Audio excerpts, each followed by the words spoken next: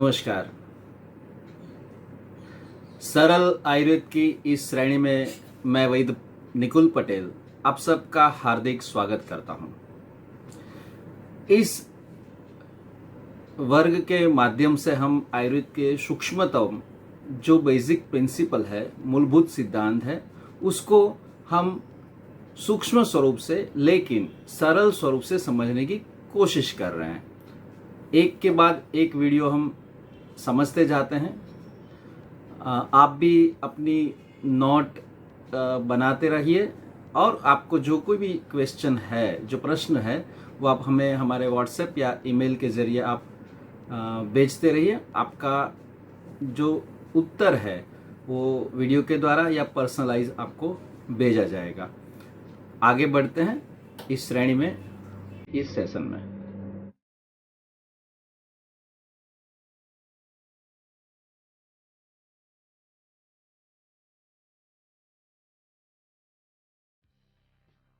नमस्ते।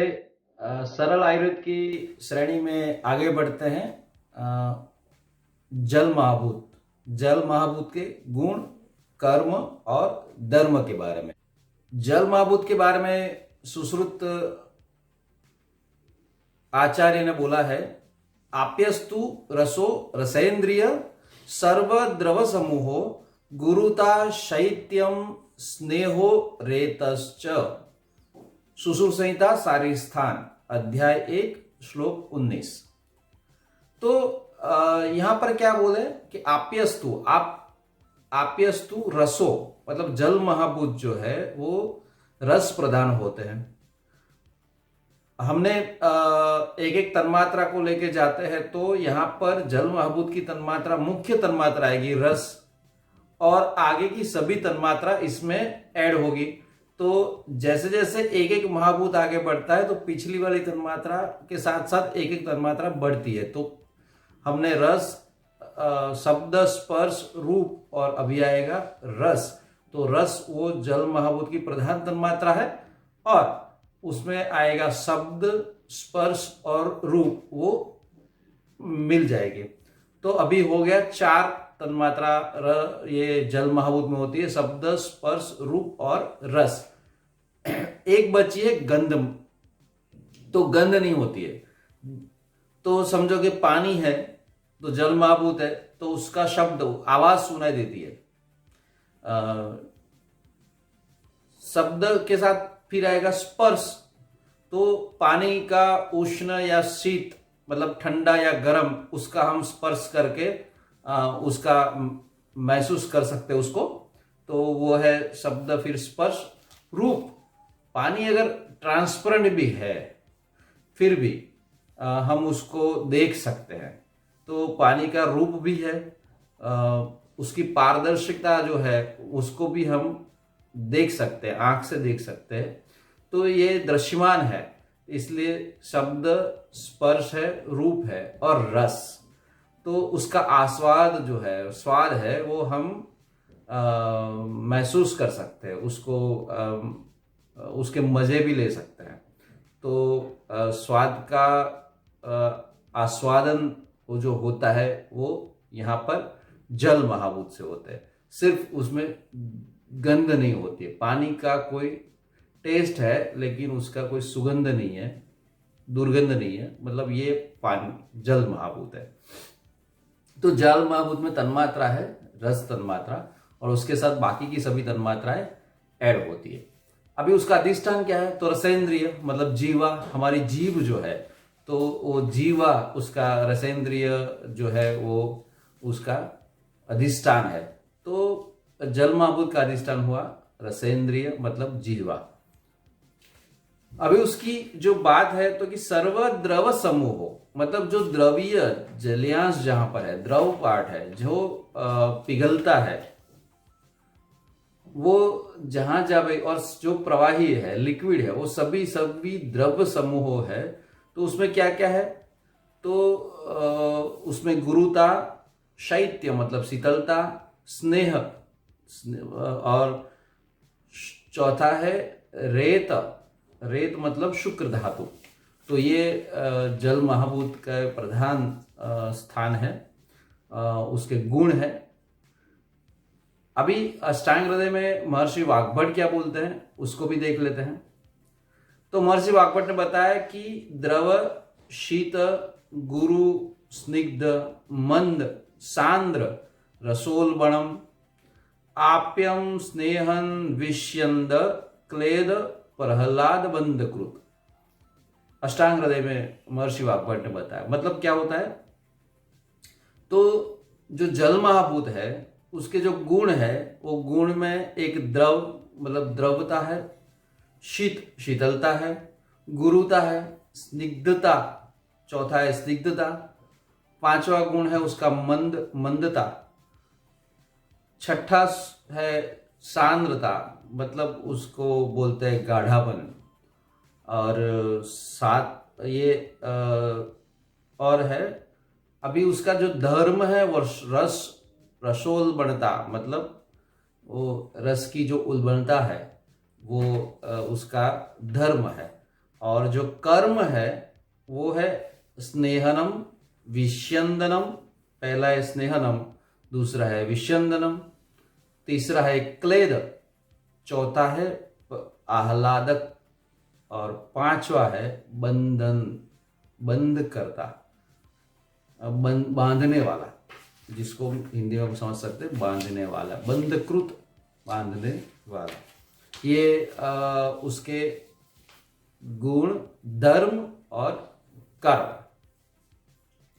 गुण की शुरुआत हम इसमें करेंगे। तो सबसे पहला गुण है उसका द्रव। तो जो जो जल महाभूत मतलब प्रवाही स्वरूप जो है उसमें हमें मालूम है कि वो द्रव है। तो द्रवता उसमें मूलभूत रूप से है, मतलब लिक्विडिटी, जिसको हम लिक्विड भी बोलते हैं, प्रवाही भी बोलते हैं। जल महाभूत जहाँ जहाँ पर है वो सब द्रव है, लिक्विड है, प्रवाही है। तो जैसे पानी ले लेते हैं, बटर मिल्क छाछ को ले लो, या फिर गन्ने का जूस ले लेते हैं, कोई भी फ्रूट जूस ले लेते हैं, कोल्ड ड्रिंक्स ले लेते हैं।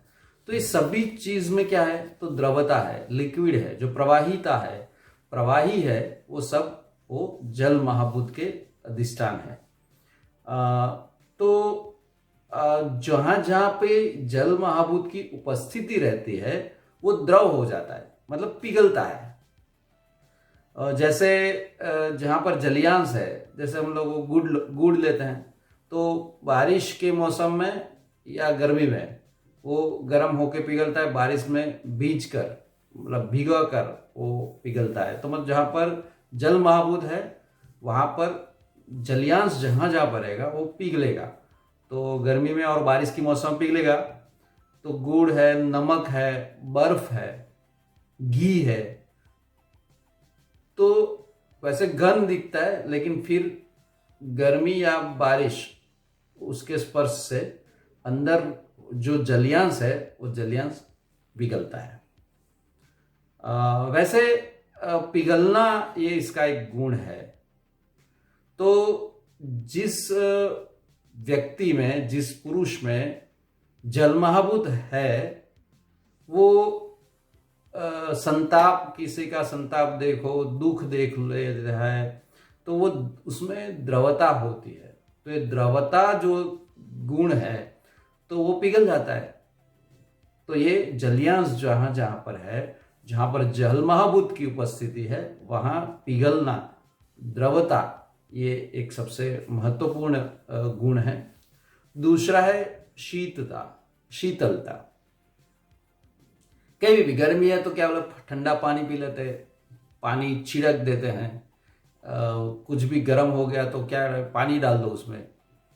जैसे आग लगी है तो क्या करेंगे, तो पानी डाल देंगे। तो जो उष्णता जहां जहां पर है, गर्मी जहां पर है, तो हम उसको, उसके सामने क्या आएगा, तो द्रवता आएगी। द्रव जो मतलब जल महाभूत आएगा। तो भी ठंडा पानी पी लो, ठंडा जूस पी लो। तो ये चीज जो हम करते हैं वही चीज है। तो ठंडा जो बोलते हैं वो ठंडा कहाँ से आता है, तो कोई जब जल महाभूत की उपस्थिति के बिना ठंडक होना, शीतलता होना वो संभव नहीं है।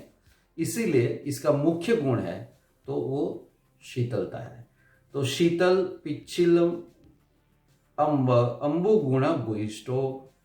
तो जल महाभूत जो है, जो भी जल महाभूत वाले हैं वो शीतल होते हैं और पिच्छिल गुण वाले, पिच्छिल मतलब चिकनाहट वाले, तो वो रहते हैं।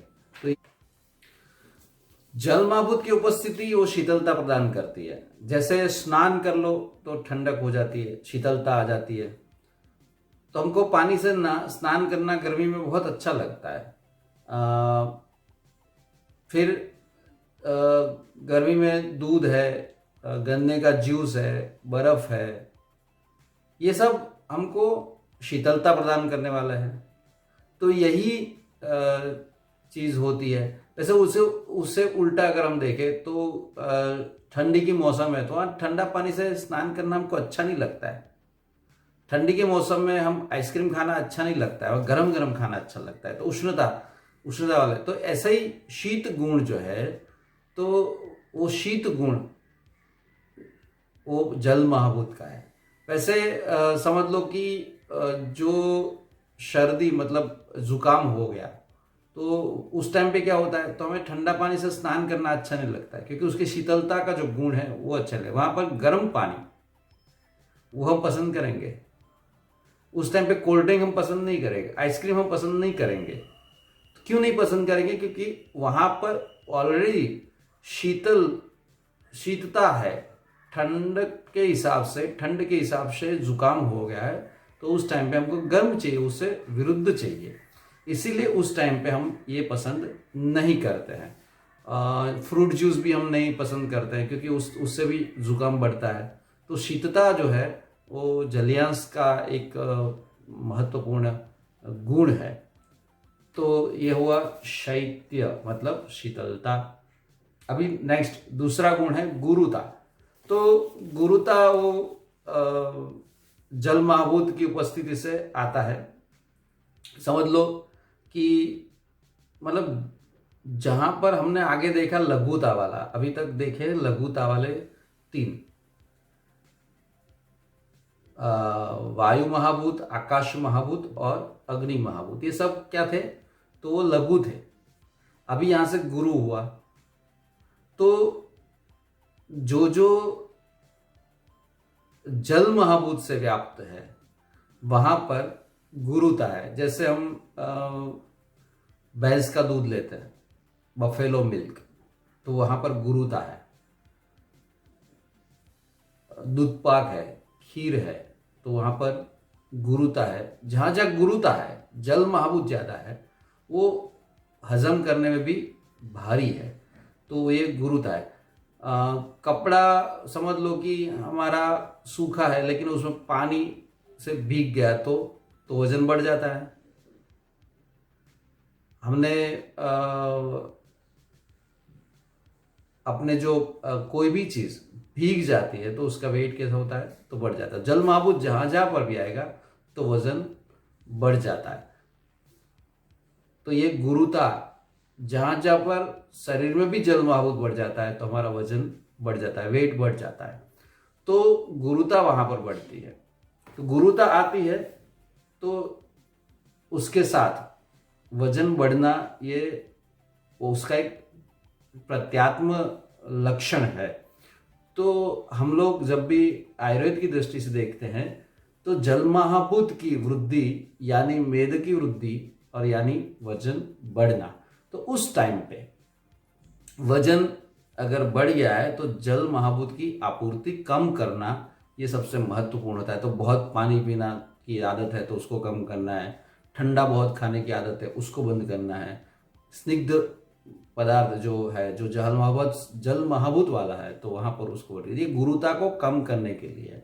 तो आगे देखेंगे उसमें, लेकिन अभी ये एक दृष्टांत के रूप से हम आपको बात कर रहे हैं। नेक्स्ट जो जल महाभूत है उसके गुण के बारे में अभी हम सोचते हैं। स्निग्धता, तीसरा आएगा स्निग्धता, अरे चौथा सॉरी, स्निग्धता आएगा। द्रवता के बाद शीतलता, तीसरा गुरुता और चौथा है स्निग्धता। तो पृथ्वी और जल महाभूत ये दो महाभूत का ये गुण है स्निग्धता। तो जहां जहां पर जल महाभूत है वो ड्राई नहीं होते, भीगे ही रहते हैं। ये तो हमको मालूम है, कोई भी चीज वो ड्राई नहीं है। जहां पर हमने ड्राइनेस देखा आकाश महाभूत से, वायु महाभूत से, लेकिन यहां पर ड्राइनेस नहीं है, तो सूखापन नहीं है। तो जल महाभूत आया तो सूखापन चला जाएगा अपने आप। ये तो हम सर्वज्ञात है, दूध वो सूखा नहीं है। गन्ने का जूस लेते हैं, फ्रूट जूस लेते हैं, वो सूखा नहीं है। तो जैसे हमारे शरीर में अगर रुक्षता आ गई है, ड्राई स्किन है, ड्राइनेस आ गई है, तो वहां पर क्या चाहिए? तो वहां जल महाभूत की उपस्थिति चाहिए। तो जैसे सर्दी के मौसम में ड्राई स्किन हो जाती है तो हम क्या करते हैं? तो लोशन लगा देते हैं। अभी लोशन लगाना है तो क्यों लोशन लगाते हैं? तो वहां पर स्निग्धता हो, तो वो जल महाभूत है, लिक्विड है। मिट्टी अब वो सूखी है तो उसमें क्या करेंगे? पानी डालेंगे तो क्या चिकनाहट हो जाएगी, स्निग्धता आ जाएगी। तो स्निग्धता आने के बाद वो सूखी मिट्टी जो है उसमें पानी डालो तो चिकनाहट आएगी, स्निग्धता आएगी। फिर उसको हम जो भी शेप देना है दे सकते हैं। हमारे जो पॉटर है, ठीक है, तो वो जैसे बर्तन बनाते हैं मिट्टी के, तो कैसे बनाएंगे? मिट्टी में पानी डालेंगे, तो पानी डालेंगे तो स्निग्धता के गुण से वह पानी डालने के बाद मिट्टी वो घट बनाने के लिए काम आएगी, अलग अलग बर्तन बनाने के लिए काम आएगी। उसको शेपिंग कर सकते हैं, जो ईंटें बना सकते हैं, या फिर अलग अलग जो कुछ भी बनाया है। अगर हमें पहले के, अभी तो कम हो गया है, लेकिन मिट्टी के जो मकान बना देते हैं तो उसमें क्या था? तो मिट्टी को भिगो के डालते, तो स्निग्धता है, वो चिकनाहट है, वो इसमें है। स्निग्धता चली जाती है तो ड्राइनेस आ जाती है। हाँ, ऐसे हमारे संबंधों में ही स्निग्धता चली गई तो क्या होता है? तो वहां ड्राइनेस आ जाती है। संबंध भी स्निग्ध होने चाहिए, तो वहां पर जलियांश होने चाहिए। तो ये जो लुखापन जो है, जो अग्नि है या वायु है, आकाश है, वहां पर क्या होता है? तो स्निग्धता कम होती है। यहां पर स्निग्धता है तो उसके जलियांश चाहिए।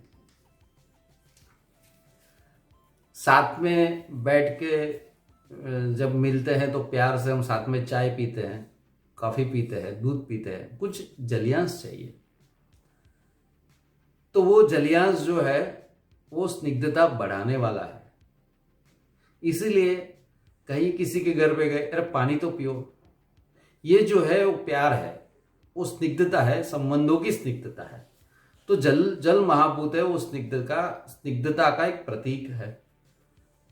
स्निग्ध गुण उसके साथ में मौजूद है। नेक्स्ट आएगा मंदता। कहीं पे भी जो जल महाभूत की उपस्थिति रहेगी, ज्यादा बढ़ेगी, तो वहां पर मंदता अपने आप आती है। तो ये उसका मूलभूत स्वरूप है, मूलभूत रूप है।